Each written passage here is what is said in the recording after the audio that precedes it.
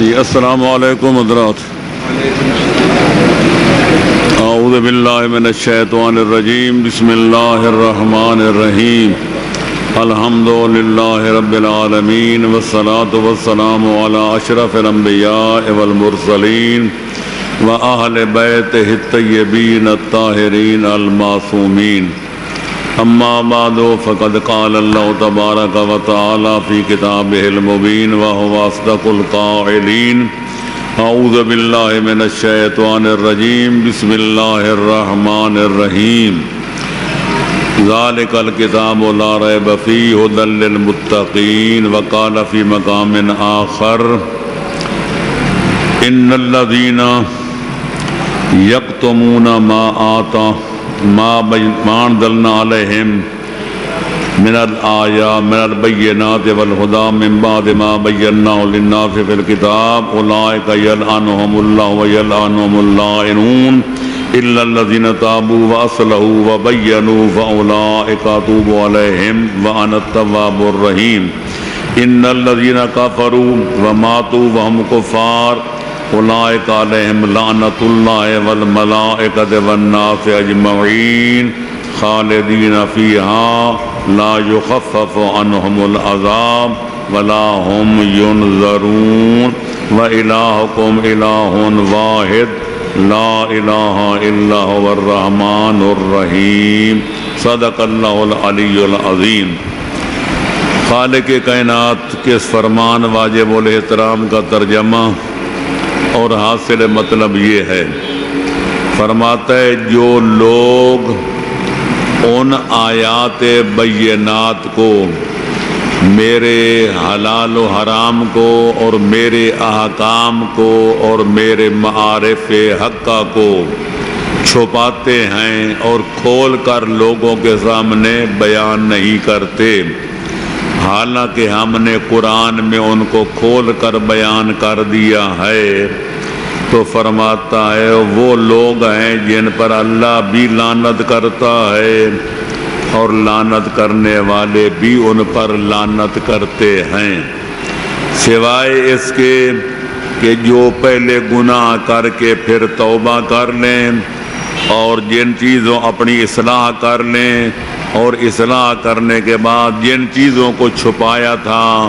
ان کو کھول کر بیان کر دیں، تو ایسے لوگوں کی میں توبہ قبول کرتا ہوں، کیونکہ میں توبہ قبول کرنے والا اور اپنے بندوں پر رحم و کرم کرنے والا خدا ہوں.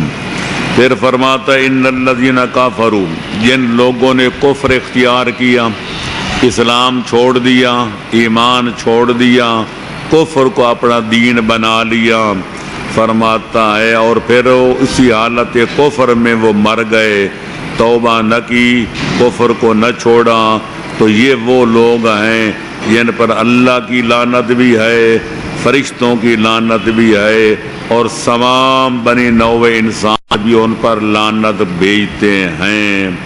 پھر فرماتا ہے کہ وَإِلَٰهُكُمْ إِلَٰهٌ وَاحِدٌ، تمہارا خدا، تمہارا اللہ، تمہارا معبود و مسجود صرف ایک ہے، لا الہ الا ہو، سوائے اللہ کے کوئی اور اللہ نہیں ہے، جو رحمان بھی ہے اور رحیم بھی ہے.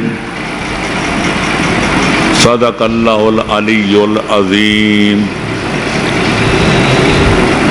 مطلب بڑا واضح ہے کہ خالق کائنات نے آدم سے لے کر خاتم تک مختلف اوقات میں مختلف انبیاء و مرسلین پر کتابیں نازل فرمائیں، صحیفے نازل فرمائے، چھوٹی بڑی کتابیں نازل فرمائیں، اور سب کا مقصد یہ تھا کہ جو کچھ اللہ اپنی کتابوں میں صحیفوں میں بیان فرماتا ہے، پڑھے لکھے لوگ، ذمہ دار لوگ، سمجھدار لوگ ان کو پڑھیں اور پھر دنیا کو بتائیں کہ خالق کائنات چاہتا کیا ہے.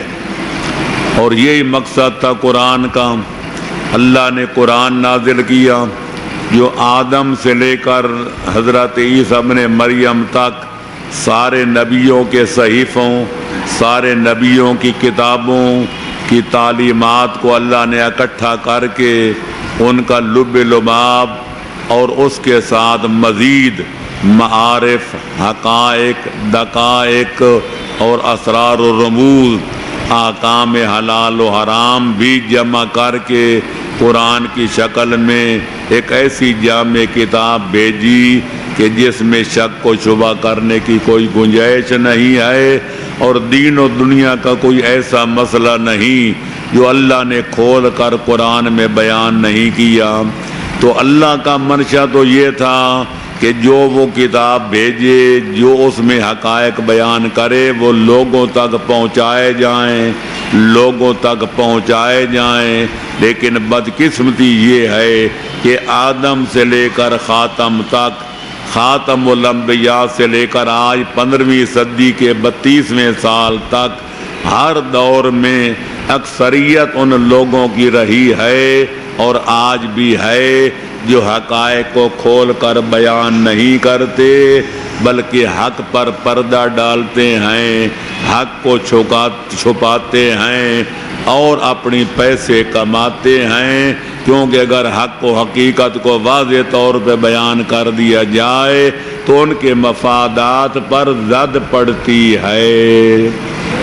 مثال کے طور پر جب ہمارے پیغمبر اسلام تشریف لائے تو یہودیوں کی تورات میں، عیسائیوں کی انجیل میں اللہ نے آخری پیغمبر کے صفات، ان کی نبوت کے علامات، ان کے کمالات، حتیٰ کہ ان کے نام تک کی وضاحت موجود تھی کہ آخری پیغمبر جب آئے گا اس کا نام یہ ہوگا، وہ پیدا مکے میں ہوگا، پھر اعلان نبوت کرے گا، پھر لوگ ان کو اذیت پہنچائیں گے، وہ مکہ چھوڑ کے مدینے چلا جائے گا، یہ ہوگا، سارا لکھا ہوا تھا۔ اور ان کے احبار و رہبان، یہود و نصارہ کے علماء ان چیزوں کو پڑھے ہوئے تھے، دیکھے ہوئے تھے، سمجھے ہوئے تھے، لیکن اللہ فرماتا ہے یعرفونہ کما یعرفون ابناءہم، جس طرح ماں باپ اپنے گھر میں پیدا ہونے والے بچے کو جانتا پہچانتے ہیں، اسی طرح یہود و نصارہ آخری پیغمبر کو جانتے تھے، پہچانتے تھے، یقین کامل تھا کہ یہ وہی آخری پیغمبر ہے جس کا ہماری کتابوں میں تذکرہ اللہ نے کیا ہے۔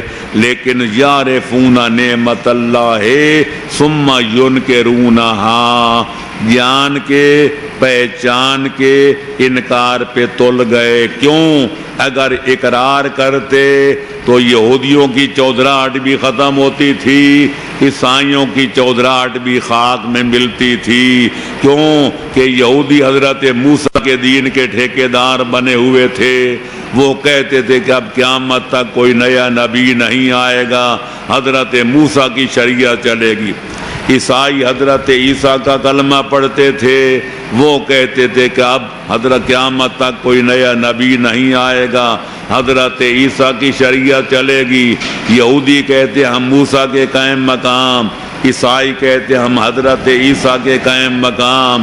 عیسائیوں میں ان کی چودراہٹ تھی، یہودیوں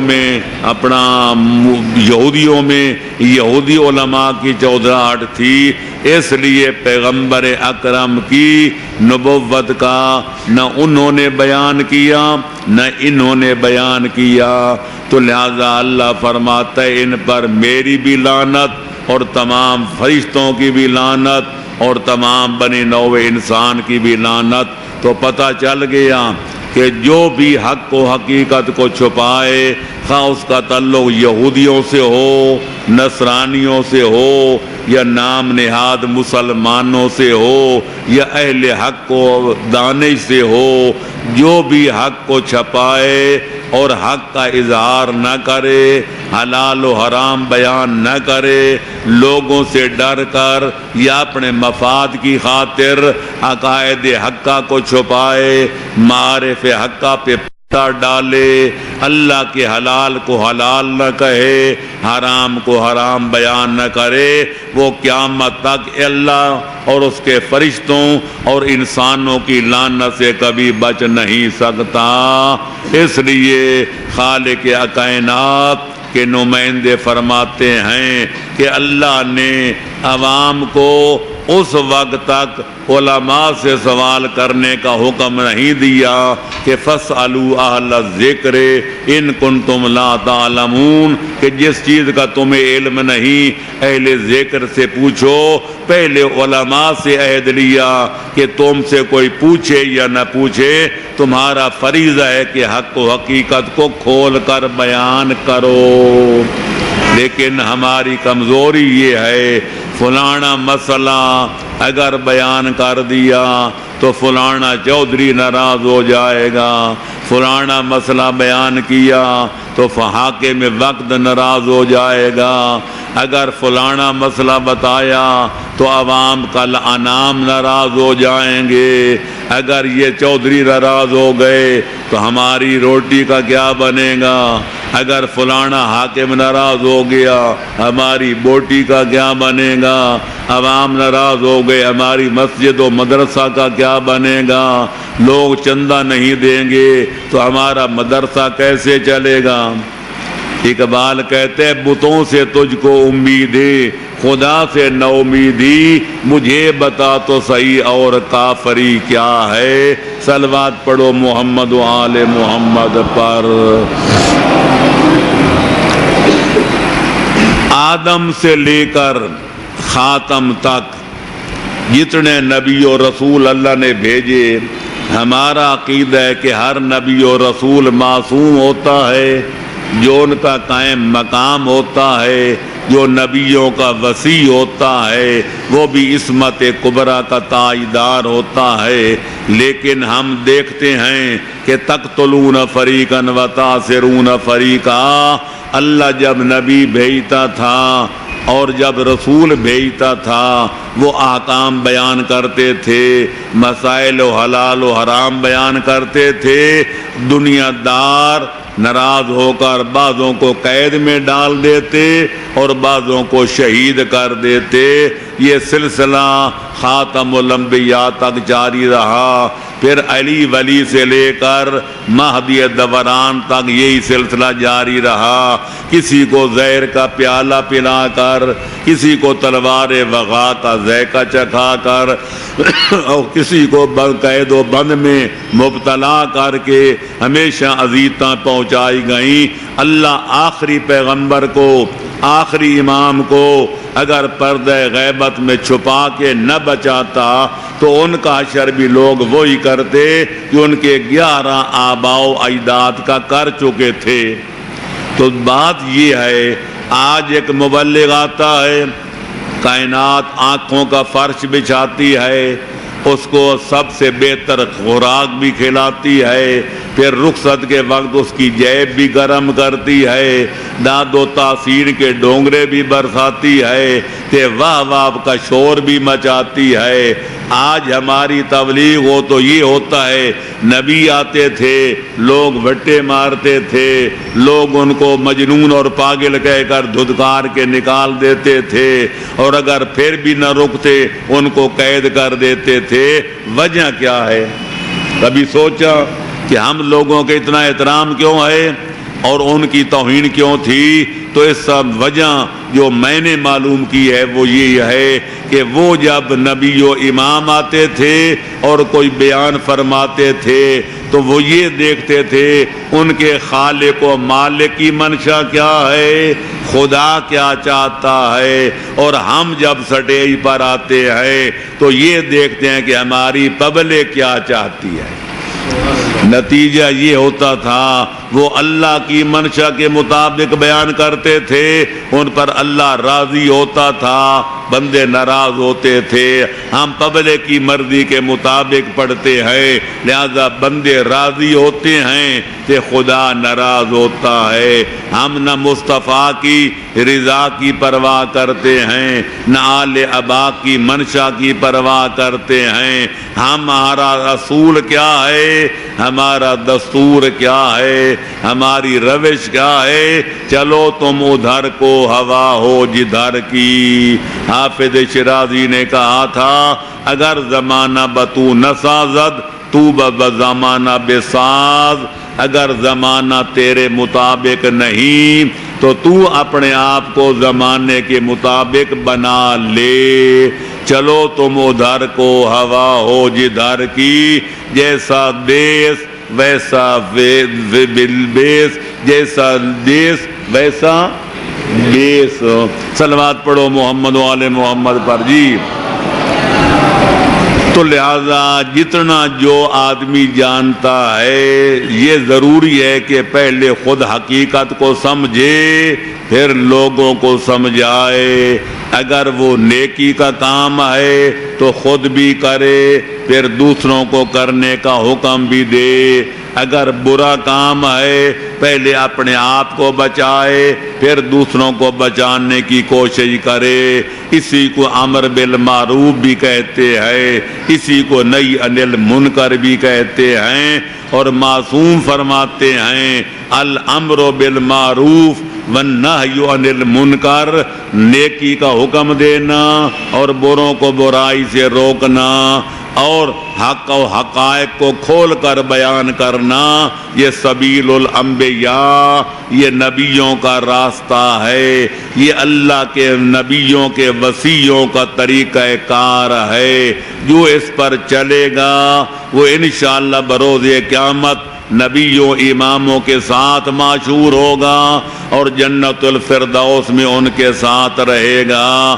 لیکن جو حق پر پردہ ڈالے گا، حق و حقیقت کو بیان نہیں کرے گا، نہ امر بالمعروف کرے گا، نہ نہی عن المنکر کا فریضہ ادا کرے گا، نہ حق و حقیقت کو کھول کے بیان کرے گا، تو وہ سب کوئی دنیا تو کما لے گا پر اللہ کی لعنت سے کبھی نہیں بچ سکے گا، اور اس کا حشر نشر ان دین کے دشمنوں کے ساتھ ہوگا کہ جن کا نام لے کر ہم لعنت کرتے ہیں۔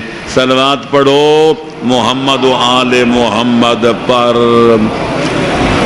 صادق آل محمد فرماتے ہیں اپنے سلسلہ سند سے، اپنے آباء و اجداد کے سلسلہ سند سے، کہ فرماتے ہیں خالق اکبر کے آخری پیغمبر نے فرمایا، اور یہ روایت ہماری اصول کافی کے اندر موجود ہے، اذا ظہرت البدع فی امتی فعلی العالم ان یظہر علمہ ومن لم یفعل فلا فعلیہ لعنت اللہ۔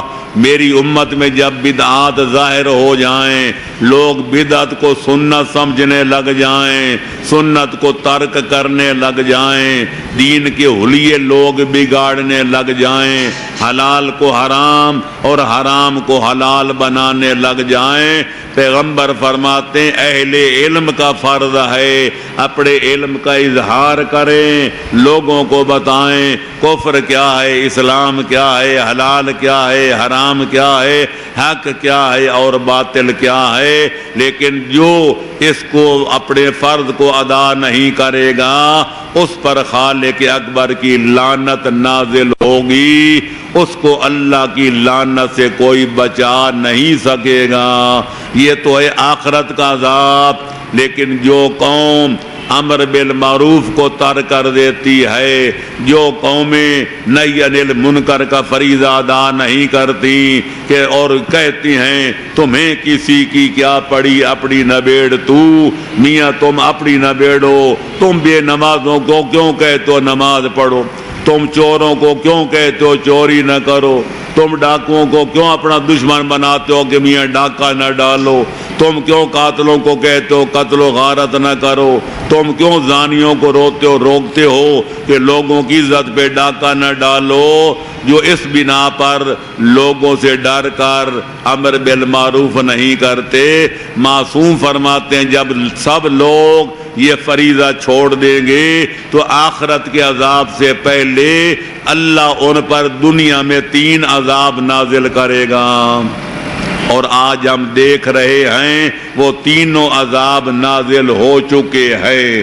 پہلا عذاب یہ ہے کہ حاکم ظالم ہوں گے، چھوٹے سے لے کر بڑے تک سب ظلم کریں گے، لوگوں کو ظلم کی چکیوں میں پیسیں گے، عوام فریاد کریں گے لیکن خدا بھی فریاد نہیں سنے گا، کیونکہ حاکموں کا ظالم ہونا یہ لوگوں کے گناہوں کا بدلہ ہے اور ان کے گناہوں کی سزا ہے۔ دوسری سزا کیا ہوگی کہ فرماتا ہے کہ ناگہانی موتیں عام ہو جائیں گی، اچانک موت مرنا عام ہو جائے گا۔ لوگ سمجھتے ہیں کہ اچانک مر جانا بڑی اللہ کی نعمت ہے، اللہ کا بڑا احسان ہے کہ آدمی نہ بیمار ہوا، نہ ڈاکٹر کے پاس گیا، نہ گھر والوں کا محتاج ہوا، نہ ایک دن بستر پہ لیٹا، بس اچانک موت کا فرشتہ آ گیا تو اس کے ساتھ چلا گیا۔ معصوم فرماتے ہیں ایسی موت سے اللہ کی پناہ مانگا کرو۔ ناگہانی موتیں اچھی نہیں ہوتی، جو اچانک مر جائے۔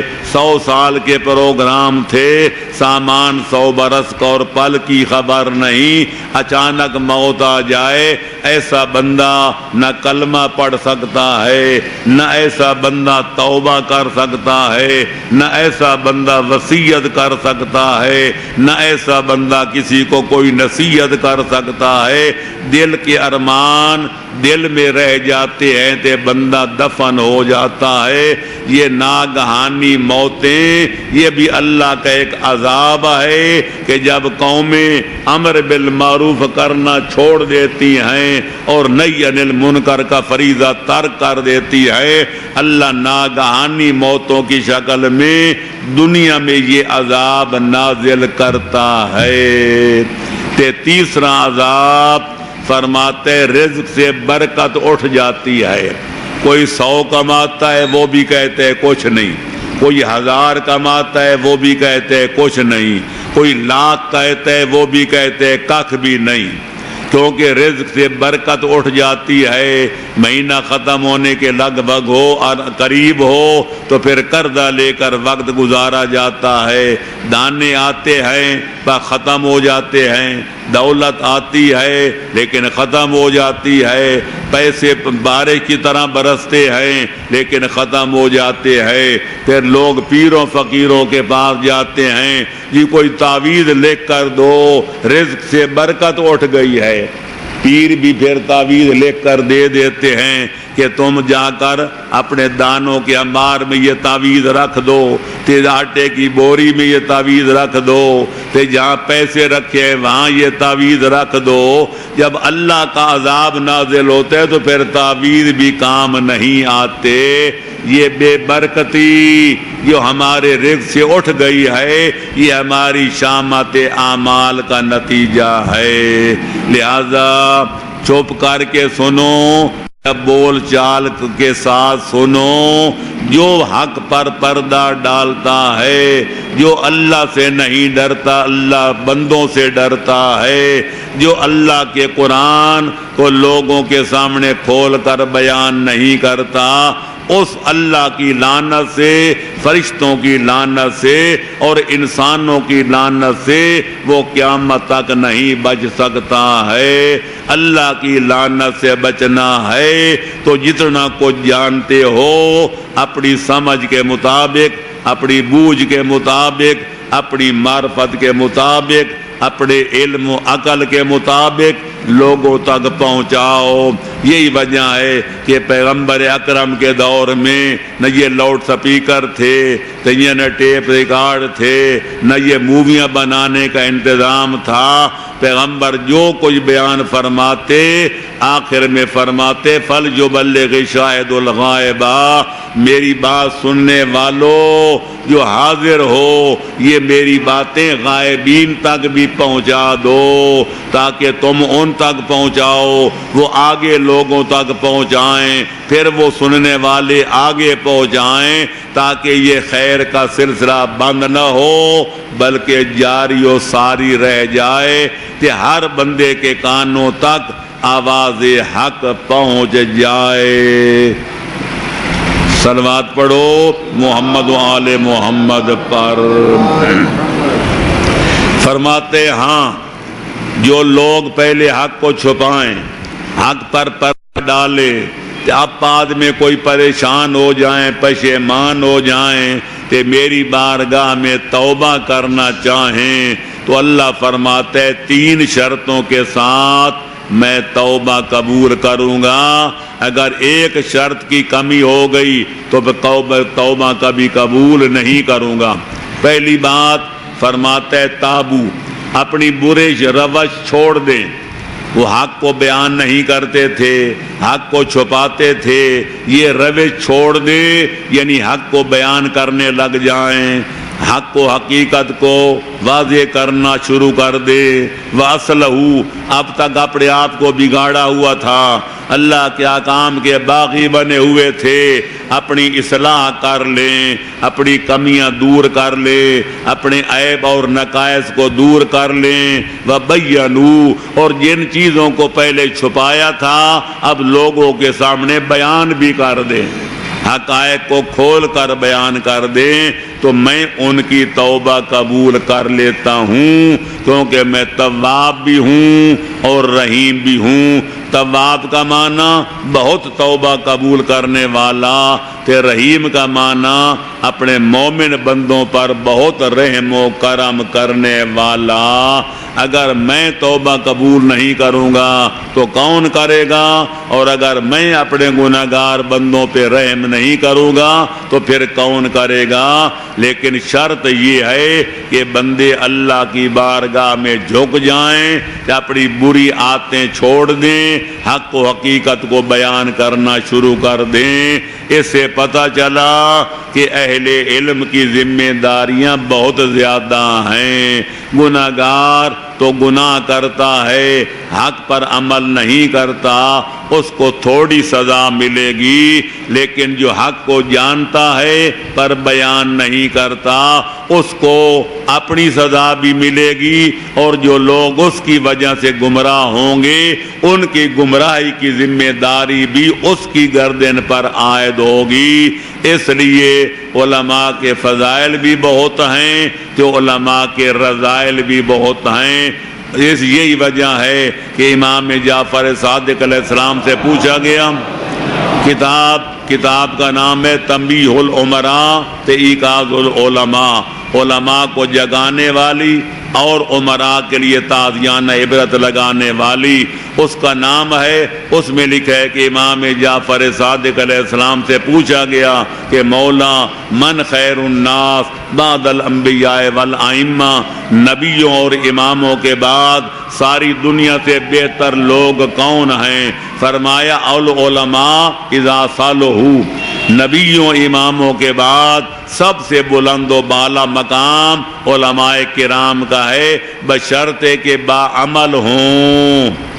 پھر سائل نے الٹ پوچھا، اس کا الٹ کہنے لگے مولا ومن شر الناس بعد ابلیس و اعوانہ، شیطان اور شیطان کے چیلوں چانٹوں کے بعد ساری دنیا سے بدترین خلائق کون ہیں؟ سب سے برے زیادہ برے کون ہیں؟ فرمایا العلماء اذا فسدوا، شیطان اور شیطان کے انصار و اعوان کے بعد اگر بدترین خلائق ہیں تو وہ بھی علماء ہیں، جبکہ بد عمل ہو جائیں، بد کردار ہو جائیں، ناہنجار ہو جائیں۔ اس سے پتہ چلا کہ علماء کی فضیلت بھی بہت ہے تو رذیلت کی بھی کوئی کمی نہیں۔ اگر اپنا فرض ادا کریں تو یہ سب سے بہتر ہیں، اگر اپنے فرائض میں کوتاہی کریں تو سارے بروں سے بھی بدتر ہیں۔ اللہم صلی علی محمد وعلی محمد۔ فرماتے لا الہ الا ہو، اللہ کے سوا کوئی اللہ نہیں ہے۔ الہکم الہ واحد، تمہارا معبود صرف ایک ہے، مسجود صرف ایک ہے، تمہارا خالق صرف ایک ہے، تمہارا حقیقی مالک ایک ہے، تمہاری موت و حیات جس کے قبضہ قدرت میں ہے وہ صرف ایک ہے، تمہارا نفع نقصان، تمہارا سود و زیاں جس کے قبضہ قدرت میں ہے وہ ایک ہے، جو عزت و ذلت کا مالک ہے وہ ایک ہے، جو شاہ اور گدا بنانے والا ہے وہ ایک ہے، جو عزت کی مسند پہ بٹھاتا ہے عزت والوں کو، جو ذلت کے گڑھوں میں گراتا ہے ذلیل لوگوں کو، وہ صرف اللہ ایک ہے۔ لہذا بتوں سے تجھ کو امیدیں، یہ امیدیں چھوڑ دو، اللہ سے رابطہ کرو۔ اللہ کے قبضہ قدرت میں ساری کائنات کی باغ ڈور ہے۔ تبارک الذی بیدہ الملک، بابرکت ہے وہ اللہ جس کے قبضہ قدرت میں ساری کائنات کی بادشاہی ہے، ساری کائنات کی حکومت ہے۔ توتی الملک من تشاء، وہ جس کو چاہتا ہے سلطنت ادا کرتا ہے۔ وتنزع الملک ممن تشاء، وہ جس سے چاہتے حکومت واپس لے لیتا ہے۔ وتعز من تشاء وتذل من تشاء، وہ جس کو چاہتا ہے عزت کی مسند پہ بٹھا دیتا ہے اور جس کو چاہتا ہے ذلت کے گڑھے میں گرا دیتا ہے، جس کو چاہتا ہے بلا حساب عطا کرتا ہے اور جس کو چاہتا ہے نان جمی کا محتاج بنا دیتا ہے۔ لہذا تم لوگوں سے توقع رکھتے ہو لوگ میرا احترام کریں گے، لوگ میرا اکرام کریں گے، لوگ مجھے یہ کریں گے، لوگ مجھے یہ دیں گے، لوگ مجھے وہ دیں گے۔ فرماتے ہیں جس کے قبضہ قدرت میں سب کچھ ہے، تمہاری اس سے ان بن ہے جو تمہاری طرح محتاج ہیں، تم ان کے ساتھ جنانہ گانٹتے ہو، کدھر جاؤ گے؟ صلوات پڑھو محمد و آل محمد پر۔ جناب امیر المومنین کی طرف ایک منسوب دعا ہے جس کا نام ہے دعائے یستشیر، مفاتیح الجنان میں بھی ہے، علامہ مجلسی کی کتابوں میں بھی ہے، میں نے اپنی ذات العباد میں بھی درج کی ہے کہ پیغمبر اکرم نے مولا علی کو تعلیم دی، پھر مولا علی نے حسنین شریفین کو تعلیم دی، پھر ہر آنے والے امام نے اپنے بعد آنے والے امام کو تعلیم دی۔ اس کے اندر وہ جملے ہیں جو قرآن کی انہی لفظوں کی تعبیر بھی ہیں، تفسیر بھی ہے، تشریح بھی ہے۔ اے پالنے والے لا رافع لما وضعتا، جس کو تو گرا دے اس کو کوئی بلندیاں عطا نہیں کر سکتا، ولا رافع لما وضعتا، جس کو تو گرا دے اس کو کوئی بلند نہیں کر سکتا، ولا واضع لما رفعتا، اور جس کو تو بلندیاں عطا کر دے اس کو کوئی پست نہیں کر سکتا، ولا موتی لما آتیتا لما مناتا ولا مانع لما آتیتا، جس کو تو دینا چاہے اس کو کوئی روک نہیں سکتا اور جس کو تو نہ دینا چاہے اس کو کوئی عطا کر نہیں سکتا، ولا معز لمن اذللتا ولا مذل لمن اعززتا، جس کو تو عزت عطا کر دے اس کو کوئی ذلیل نہیں کر سکتا اور جس کو تو ذلیل و رسوا کر دے اس کو کوئی عزت کی مسند پہ بٹھا نہیں سکتا۔ اے پالنے والے میرا ایمان ہے، یہ معصومین کا فرمان ہے کہ ساری کائنات کی باغ ڈور تیرے قبضے قدرت میں ہے۔ صلوات پڑھو محمد و آل محمد پر۔ ایک آدمی نے کتاب، علامہ ابن فیض ہلی نے اپنی کتاب دائی، ان کی کتاب ہے جس کا اردو میں ترجمہ بھی چھپ چکا ہے، ثمرۃ السائی ترجمہ عدۃ الدائی۔ اس میں ایک آدمی نے امام سے مسئلہ پوچھا، مولا اللہ کا وعدہ ہے ادعونی استجب لکم، تم مجھ سے دعا مانگو میں تمہاری دعائیں قبول کروں گا۔ اللہ کا وعدہ تو یہ ہے، پر ہم دعائیں مانگتے ہیں اللہ قبول نہیں کرتا۔ ہم مانگ کے تھک گئے، کتنے سال گزر گئے، یا اللہ فلانی شے دے، اللہ نہیں دیتا، یا اللہ فلانی شے دے، اللہ نہیں دیتا۔ وجہ کیا ہے؟ امام نے اور بھی بہت سارے وجوہ ہیں دعاؤں کے قبول نہ ہونے کے، فرمایا ایک وجہ یہ بھی ہے کہ تم مانگتے تو اللہ سے ہو، لیکن دل میں ہوتی ہے فلانا بندہ اگر مہربانی کرے تو پانچوں گھی میں ہے۔ اللہ سے مانگ دو یا اللہ میرے بچوں کو ملازمت دے، کہ پھر دل میں فلانا افسر اگر مہربانی کرے گا تو میرا بیٹا ماشاءاللہ کیپٹن لگ جائے گا، میرا بیٹا تحصیلدار بن جائے گا۔ ادھر بتوں سے تجھ کو امید ہے، خدا سے نہ امیدی، ادھر مانگتے اللہ سے ہوتے امیدیں غیروں سے رکھتے ہو۔ فرمایا تمہارے گھر میں اگر نمک نہیں، مرچ نہیں، تو وہ بھی اللہ سے مانگو، یا اللہ مرچ نہیں انتظام کر، یا اللہ نمک نہیں بھیج۔ جب اللہ تمہارے دل کی کیفیت کو دیکھے گا کہ تمہارے دل میں اللہ کی ذات کے سوا کسی اور پہ بھروسہ نہیں ہے، تو جو کچھ مانگو گے اللہ تمہیں فوراً عطا کر دے گا۔ یہ ہماری دوغلی پالیسی ہے کہ اللہ سے سوال بھی کرتے ہیں تو پھر لوگوں سے توقعات بھی وابستہ کرتے ہیں۔ پھر ہم کہتے ہیں فلانا بندہ سفارش کرے تو میرا یہ بن جائے گا، فلانا مہربانی کرے تو میرا یہ کام سنور جائے گا، وہ فلانا کام سدھر جائے گا۔ جب وہ کام نہیں ہوتا پھر ہم ناراض ہو جاتے ہیں، فلانا بڑا منافق ہے، یہ مجھ سے یہ کہتا رہا تو میرا کام نہیں کیا، فلانا بڑا بے ایمان ہے، اس نے وعدہ کیا تھا تو میرا کام نہیں کیا، فلانا بڑا لعنتی ہے، اس نے مجھ سے وعدہ عہد و پیمان باندھا تھا پھر میرا کام نہیں کیا۔ اس لیے غالب کہتے جب توقع ہی اٹھ گئی غالب، کیوں کسی کا گلہ کرے کوئی؟ توقع رکھنی ہے تو اپنے پروردگار پہ رکھو، امیدوں کا مرکز بنانا ہے اپنے پروردگار کو بناؤ۔ معصوم فرماتے ہیں لا یرجون احد الا ربہ، اگر امید رکھنی ہے تو اپنے پروردگار سے رکھو، اور اگر ڈرنا ہے تو اپنے گناہوں کے انجام سے ڈرو۔ لا یخافن احد الا ذنبہ، ڈرو اپنے گناہوں سے اور امیدیں رکھو اپنے پروردگار سے، پھر نہ کسی پہ ناراض ہوگے۔ لیکن ہم امیدیں زیادہ رکھتے ہیں، فلانا میرا یہ کام کرے گا، فلانا میرے یہ کام آئے گا، جب وہ امیدوں پر پورا نہیں اترتا پھر ہم ناراض ہوتے ہیں، دوستی کی بجائے دشمنی دار کا روپ دار لیتے ہیں۔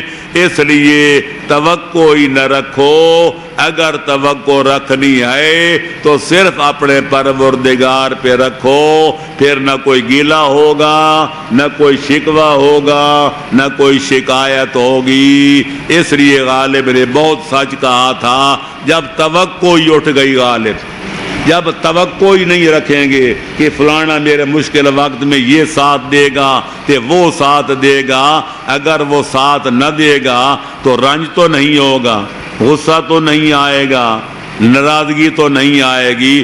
اس لیے الہ ایک ہے۔ میں پھر ایک دفعہ عرض کروں گا، الہ کے معنی سمجھنے ہیں، اگر میں سمجھاؤں تو ایک درس کم از کم اس کے لیے وقف کرنا پڑے گا، لیکن میں پڑھے لکھے لوگوں سے عرض کروں گا کہ گھر جاؤ، آج رات فرصت ملے تو آج رات، کل مہلت ملے تو کل کا دن، پارہ نمبر 20 کا پہلا رکوع وہ بھی پورا نہیں، چند آیتیں ہیں امن خلق السماوات والارض، اللہ فرماتے کون ہے میرے سوا جس نے آسمان کا شامیانہ لگایا تو جس نے زمین کا فرش بچھایا۔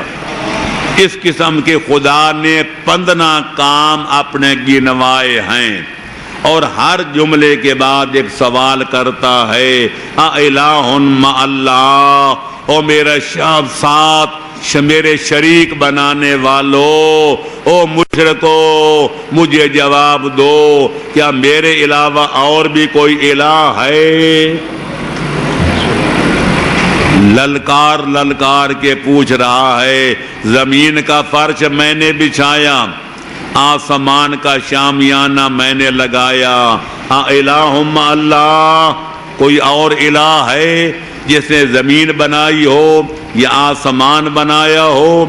پھر فرماتا ہے وہ کون ہے میرے سوا جو آسمان سے بارش برساتا ہے، پھر زمین سے فصلیں اگاتا ہے، ایک دانے کے 1400 دانے بنا کے تمہارے انباروں کو بھرتا ہے۔ اِلٰہِ مع اللہ، کیا میرے علاوہ کوئی اور بھی الہ ہے؟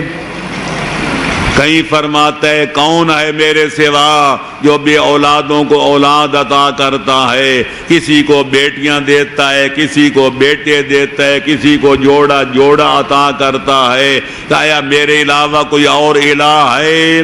کہیں فرماتے ہیں امن یجیب المضطر اذا دعاہ ویکشف السوء، میرے سوا کون ہے جو پریشان حال کی آواز کو سنتا ہے، اس کی دعا پکار کو سنتا ہے، پھر اس کی مصیبت کو ٹالتا ہے، اس کی مشکل کو حل کرتا ہے، اس کو مصیبتوں کے پہاڑوں سے نکالتا ہے، مصیبتوں کے یلغار سے بچاتا ہے۔ اِلٰہِ مع اللہ، میرے علاوہ کوئی اور بھی قاضی الحاجات ہے؟ امن یہدیکم فی ظلمات الارض والسماء والارض، وہ کون ہے جو اندھیری راتوں میں جبکہ نہ تارے ہوتے ہیں تے نہ کوئی چاند ہوتا ہے تے نہ دن کا سورج، وہ کون ہستی ہے جو تمہیں راہ راست پہ چلاتی ہے، تمہیں بتاتی ہے کہ تمہارا گھر ادھر ہے، وہ کون ہے جو تاریکیوں میں تمہاری رہنمائی کرتا ہے؟ کیا میرے علاوہ کوئی اور بھی الہ ہے؟ وہ کون ہے جس نے تمہیں بزرگوں کی قائم مقام بنایا، ان کی جائیدادوں کا وارث بنایا، ان کی عزت اور عظمت تمہیں وراثت میں ملی، تمہارا بابا کما گیا تے کھا تم رہے ہو؟ وہ کون ہے جس نے تمہیں بزرگوں کا وارث بنایا، قائم مقام بنایا، جائیدادوں کا مالک بنایا؟ اِلٰہِ مع اللہ۔ اس قسم کی آیتیں ہیں کہ انسان کا دل باغ ہو جاتا ہے، اور یہ حقیقت کھل کر سامنے آ جاتی ہے کہ ہم جن باتوں کو لوگوں کے ہاتھوں میں تلاش کرتے ہیں، یہ تو ساری چیزیں اللہ کے قبضے قدرت میں ہیں۔ اللہ راضی ہو جائے تو دنیا کی ناراضگی کچھ بگاڑ نہیں سکتی، اور اللہ ناراض ہو جائے تو لوگوں کی خوشنودی کچھ سنوار نہیں سکتی۔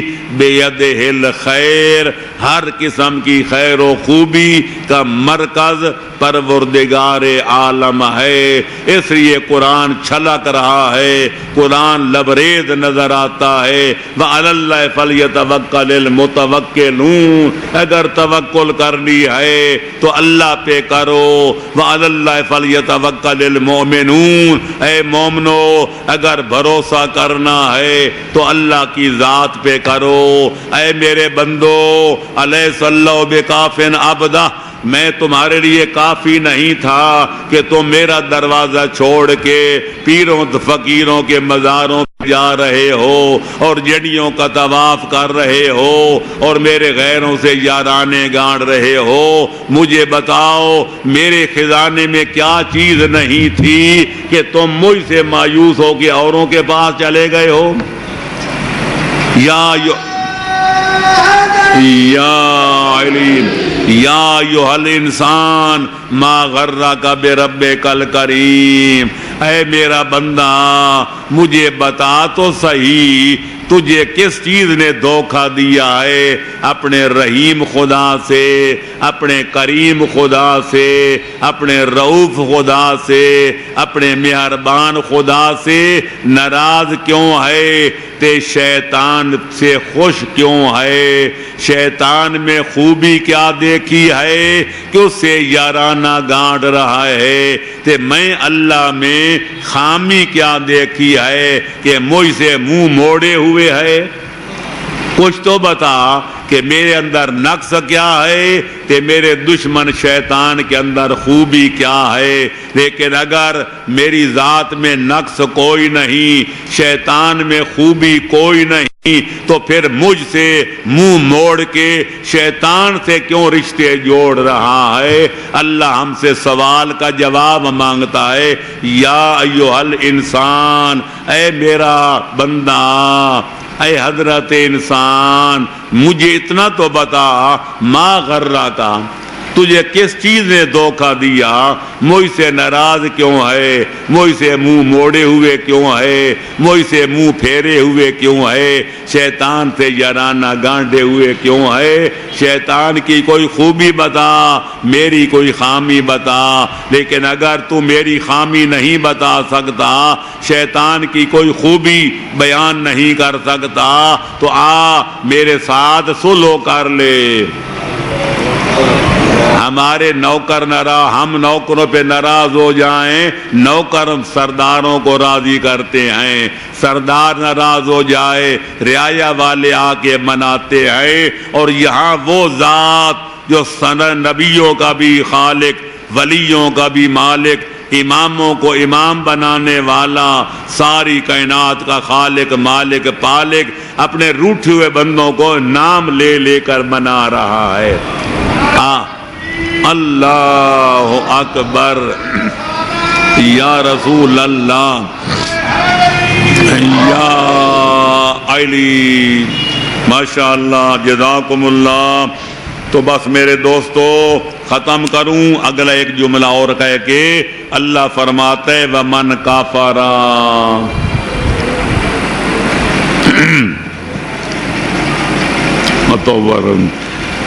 ان الذین کافروا وماتوا وهم کفار اولئک یلعنهم اللہ ویلعنهم اللاعنون۔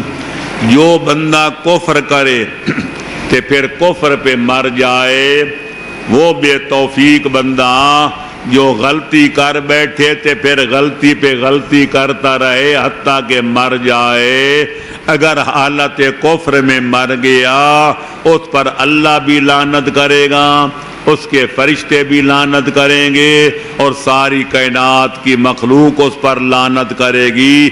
اب مختصر لفظوں میں دیکھنا یہ ہے کہ کفر کیا ہے۔ ایک کفر کا فرد جلی یہ ہے کہ جو دین اسلام خالق اکبر نے بنایا، جو دین اسلام پیغمبر اسلام نے 23 برس کی طویل و عریض مدت میں لوگوں تک پہنچایا، وہ دین اسلام جو حیدر کرار نے پھیلایا، وہ دین اسلام جو حضرت امام حسین علیہ افضل التحیت والسلام نے دنیا و مافیا کی مصیبتیں برداشت کر کے اس کو زندہ جاوید بنایا، جو کھلا بکھلا کہہ دے اسلام میں چھوڑتا ہوں، میں تو کمیونسٹ بنتا ہوں، میں یہودی بنتا ہوں، میں عیسائی بنتا ہوں، وہ بھی کافر ہے۔ جو پورا دین چھوڑ دے وہ کافر کا فرد جلی ہے۔ اور جو ان میں سے اللہ کو ویسے کہے میں رسول کو رسول مانتا ہوں پر اللہ کو نہیں مانتا، وہ بھی کافر۔ جو کہے میں اللہ کو تو مانتا ہوں لیکن پیغمبر کو پیغمبر نہیں مانتا، وہ بھی کافر۔ جو آل محمد جن کی محبت کو اللہ نے واجز اپنا اجر رسالت قرار دیا، وہ کہے میں آل محمد سے محبت کا قائل نہیں بلکہ میں ان سے دشمنی کرتا ہوں، وہ بھی کافر۔ اس طرح کہہ دے میں اللہ کو مانتا ہوں، نبی کو بھی مانتا ہوں، میں قیامت کو نہیں مانتا، وہ بھی کافر۔ یا کہہ دے میں اللہ کو بھی مانتا ہوں، نبی و امام کو بھی مانتا ہوں، میں قیامت کو بھی مانتا ہوں، پر میں نماز کو واجب نہیں مانتا، میں روزے کو فرض نہیں جانتا، حالانکہ اسلام کے 73 فرقے مانتے ہیں کہ نماز فریضہ ہے، روزہ ماہ رمضان کا واجب ہے، زکوٰۃ واجب ہے، حج بیت اللہ شرطوں کے ساتھ واجب ہے۔ ان کو کہتے ہیں ضروریات اسلام، یعنی جن پر اسلام کے 73 فرقوں کا اتفاق ہے۔ اگر آدمی نماز نہ پڑھے، واجب سمجھے، وہ گناہگار ہے۔ حج پہ نہ جائے لیکن حج کو فرض سمجھے، وہ گناہگار ہے پر مسلمان ہے۔ روزہ ایک بھی نہ رکھے لیکن روزے کو واجب سمجھے، وہ گناہگار مسلمان ہے۔ زکوٰۃ کا آنا نہ دے لیکن زکوٰۃ کو واجب سمجھے، وہ گناہگار مسلمان ہے۔ تو جو شیطان کی طرح کہے نماز میں کیا رکھا ہے، تے روزے میں کیا دھرا ہے، تے حج کیا ہے، کالے پتھروں کی زیارت کرنے کے لیے میں کیوں لاکھوں روپے خرچ کروں، یہ داڑھی کیا ہے، ایک داڑھی زندگی بھر منڈوائے لیکن اپنے آپ کو گناہگار سمجھے، وہ گناہگار مسلمان ہے۔ لیکن ایک دن کہہ دے داڑھیوں میں کوئی دین رکھا ہے، داڑھی کیا ہے، عورت کہہ دے پردہ کیا ہے، اسلام کے احکام کا مذاق اڑائے، اسی وقت دین اسلام کے دائرے سے خارج ہو جاتا ہے۔